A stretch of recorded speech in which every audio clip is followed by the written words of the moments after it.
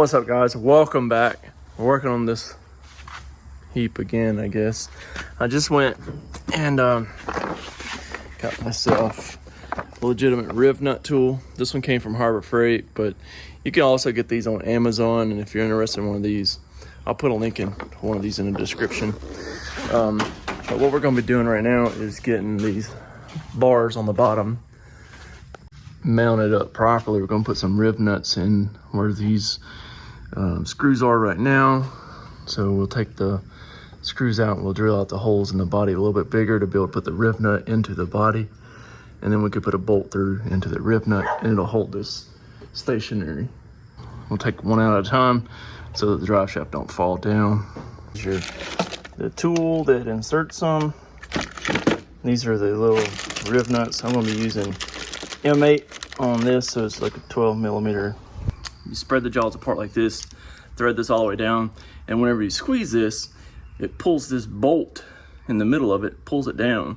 And so it squeezes this to where this lip here, and it creates a lip on top of the metal that you're putting it through. So it has a lip on each side and it holds that nut into the body. I'll show you what it looks like once it's applied. I've already got, so you can see here, that's what they look like once they're installed. All right, and like I said, it's got a lip on the bottom and a lip on top, and then hold it in there. Good stuff. Regular, what most people would call a 12 millimeter bolt. It's an M8, has a 12 millimeter head though. And so you can see these thread right into that.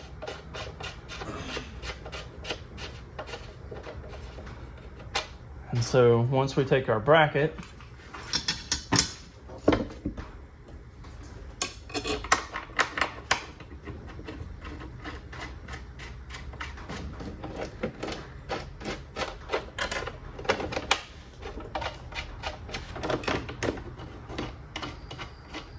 and so now we just tighten those down, and we've got a secure bracket. Again, we gotta still drill the holes in here to be able to mount our bearing on, but that's pretty much that. So now it'll be a lot more stable than just putting some self-tapping screws in it. All right, so now we've got all these bolted up, right? We've got the bolts into our riv nuts there, 2 on each side. We've got a bolt going through, and it's got a nut on top of the hanger bearing there. So that's got those locked in.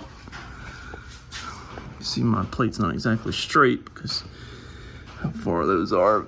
That one there's fairly straight. They're kind of centered, but that one's, the rear one's not. But and drive shaft's fairly straight. Not perfect, but I mean, typically in a vehicle with a dual piece drive shaft, it's not going to be 100% straight anyway. So now we've got that done, and let's fire this baby up, see these wheels spin.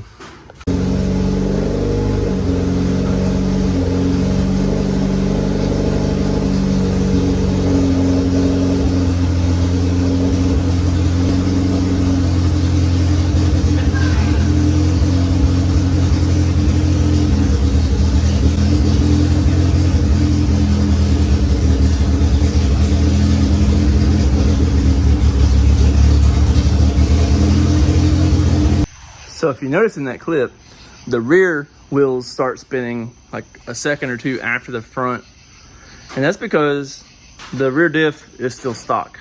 It doesn't have any pinned clutch packs or locking plates for the clutch pack or any of that stuff. So the front has to slip first, and then the rear is like, oh, okay, we got to do something.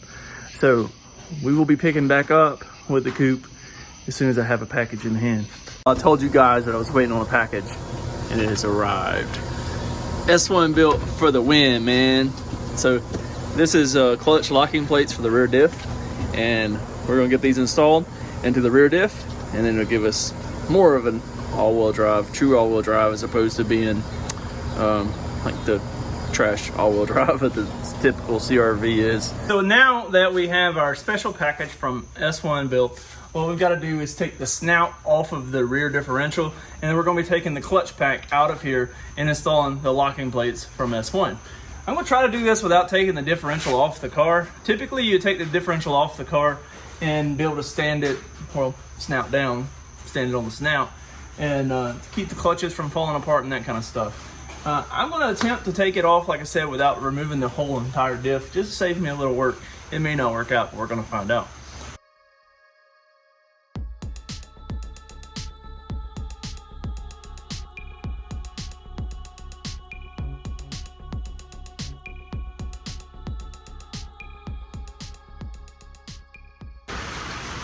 All right, so you can see I got the drive shaft out now. Bumped my head on a minute ago. Ouch. Anyways, I got the fluid draining out of the diff. We don't need that dual pump fluid anymore since we're not going to be running the dual pump setup. And just now that it's mostly drained out, we'll go ahead and pop this snout off. You'll need an 8mm and several bolts around it. So we'll go ahead and pop those off real quick, and then we'll move on to getting this snout off of here and getting these clutch packs out.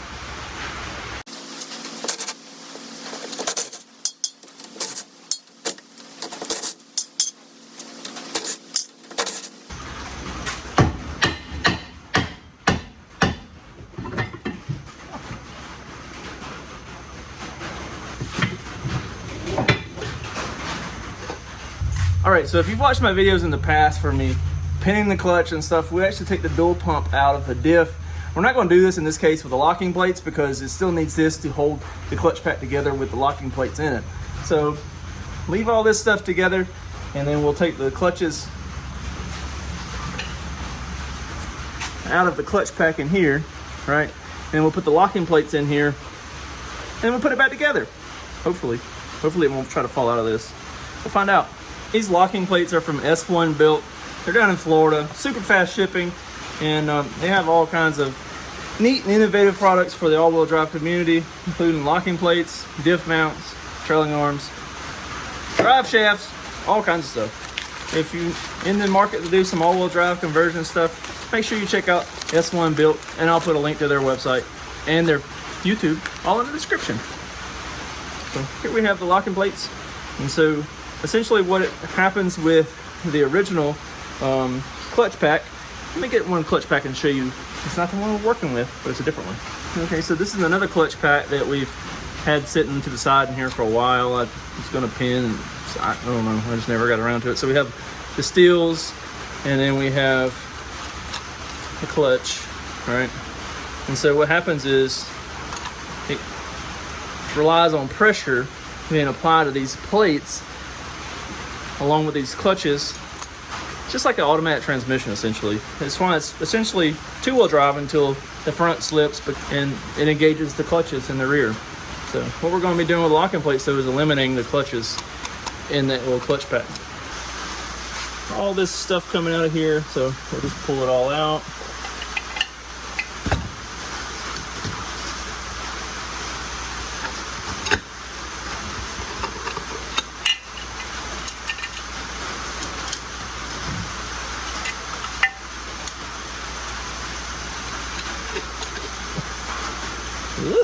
I've got some fluid. All right. Let's see. There's still more in there. Dang it. Get all these out. All right. So you see we got all of them out now. Oh, nope. Still one steel in there. All right. Now we got them all out. And if you want to, you clean this up, get all this dual pump fluid out. It's not that big a deal to me. I'm gonna cut the zip tie off of these, and then we'll get started installing these. The inner part of this connects to the pinion and the diff, and then the outer part of this connects to that basket, which is connecting to your drive shaft. All right, whenever you're installing these on this, they do have a thin one. It goes right here on the bottom. You see all the number ones. Make sure they all line up, and then you'll know that alignment was on properly. But if you don't align that one, these teeth won't all be in the same orientation, and you want all the teeth in the same orientation. So just make sure you're doing that. You can see there we have them all together. That little gap right there is because of that snap ring that's on the basket. So that is no problem there. And then now we just got to get it all down in here without it falling apart. All right, so once we got all the steels in here, then we'll take the little end plate here. This right here is a bearing on the pump that's going to keep this all seated into the basket. So we're going to do it just like that, and then we'll see if we have any luck mating this back to the diff. All right, so I took some brake cleaner and sprayed up in here and tried to clean out most of the old gunk that I could. May be perfect, may not be. Probably not, most likely not, but it'll be all right. So now I've got the mating surface cleaned up. Seems like I still got a little bit of oil in there. Anyways, I got this mating surface cleaned up, and then I got the mating surface cleaned up on the snout, and I put some gray RTV on the snout.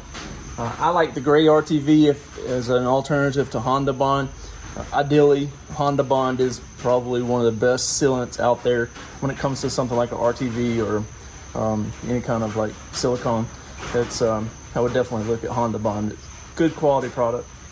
And if you want some, you can check out the link in the description. I don't have any here. Need to order some more. A little bit of my, I don't want to turn it too much because of my locking plates in there, but I've got the silicone all the way around it. Just smeared it on there with my finger. Nothing fancy.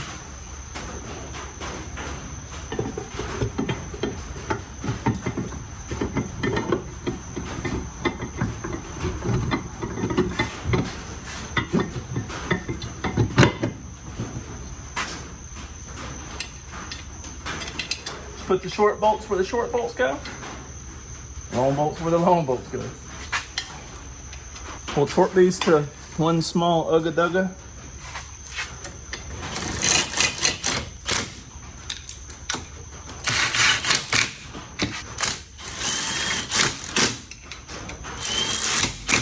Tighten these just like you tighten a wheel, crisscross pattern. Just literally snugging them down to where the RTV squeeze out just a little bit, and we'll call it good. 10 foot-pounds.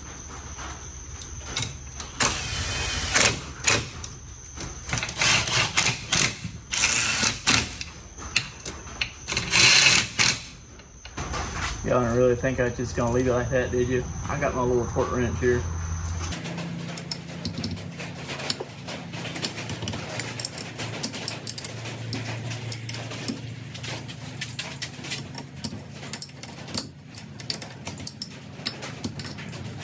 Okay, so it's been a little while now, and obviously I've got the drive shaft back installed, and gave the RTV a little time to settle.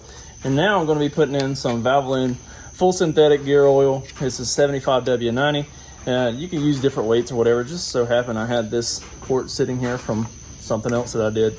So I'm going to go ahead and fill the diff up with this quart. It's same capacity as the CRV diff would be when it's dual pump. It takes 1.1 quarts, so 1 quart. These little bags are pretty convenient. They really work well. Keep from having to use a funnel. It already has a little spout on the end and all that kind of stuff. So then we'll just reinstall our fill plug.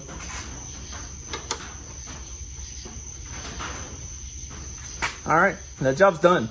Now, in the past, I've always pinned the clutches because it's been cheap. Okay, I like cheap, and I have tools already. I have a welder, I have a drill bits, and all that stuff. But if you don't have a welder and you want something super simple, definitely check out the locking plates. I'm telling you, it's probably the easiest locked CRV diff I've ever done, ever. And I've pinned several, but this is by far easier. It's much quicker, and in the long run, it's really cheaper. Time is money. And then if you don't have a welder, you'd have to buy a welder. You'd have to buy good drill bits. You have to buy a drill. And like I said, time is money. So definitely check out those S1 locking plates, man. They're hands down the best. Link in the description. Okay, so before I did the locking plates, you saw whenever I started the car, put it in gear, it took the rear a second to engage before it started spinning. Unlike the front, the front is automatically as soon as I let out a clutch. But it took the rear a second to engage. So we're gonna see how much difference that makes right now.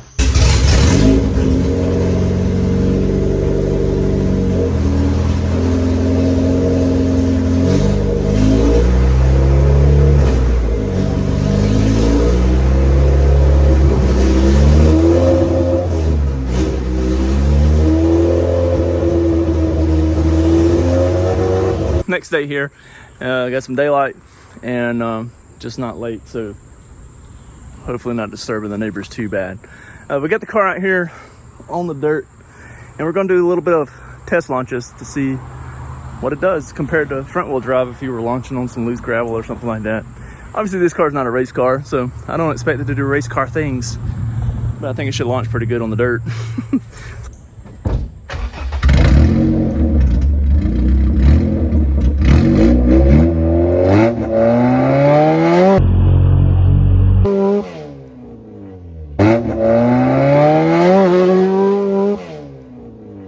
Okay, so I'm about to take a launch, do a launch right here on the little road by my house. But I want to remind y'all, this is a stock B20 with an open header. Nothing fancy about this, and don't expect spectacular results. It'll probably bog. I don't have an emergency brake, so I'm just literally just sidestepping the clutch. Revving it up and sidestepping the clutch. Yeah, no preloading, none of that. Just do the best I can.